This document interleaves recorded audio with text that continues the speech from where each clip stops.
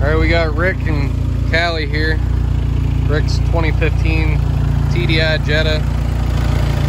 I've had questions come up a couple times on the channel, most recently about this 1 year TDI. It's the 150 CR or EA. Was it? CVCA. Well, CR 150s. Oh yeah, CR 150. And the EA, what, 288? Yeah, EA 288 engine code. So tell them what mods you've done to it. So I got a Rawtech exhaust, basically straight pipe with a stock muffler. So not straight pipe.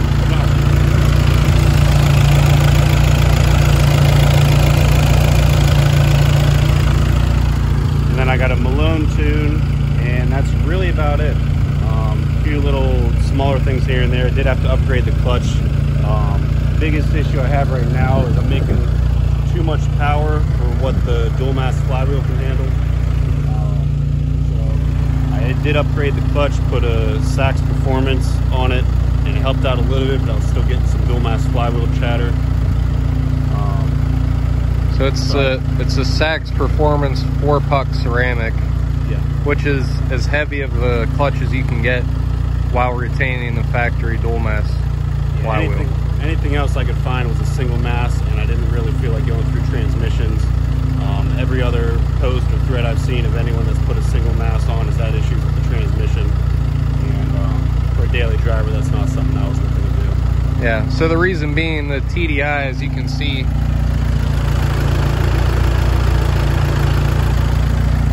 is a lot rougher running engine than a gas engine. So all that vibration translating through the crank into the trans will eventually ruin the transmission.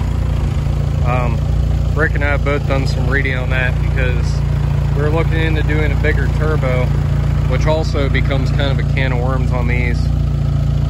From what we've researched, the exhaust ports are round versus oval from the prior gen.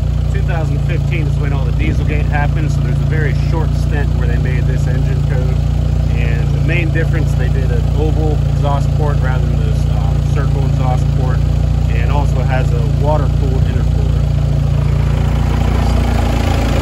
Kind of its own beast in its own. So this actually has its own coolant loop, its own heat exchanger up front.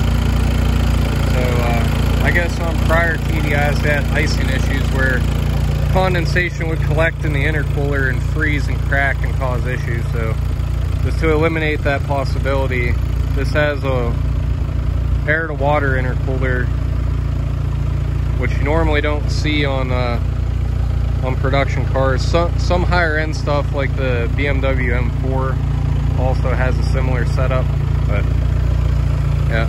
So tell them about the torque arm insert. You've done some trial and error there.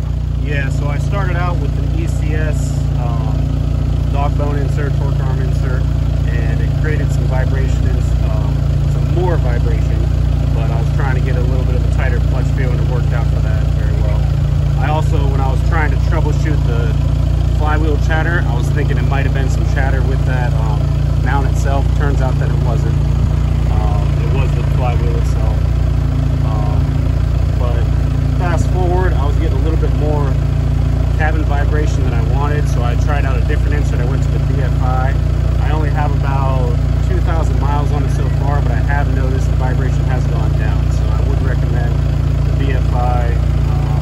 Stage 1. Yeah, stage 1. I would recommend the BFI stage 1 over the ECS.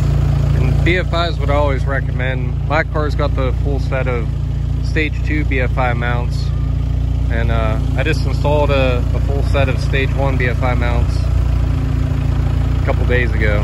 So good stuff, and they're local to us, so I like to support other local companies.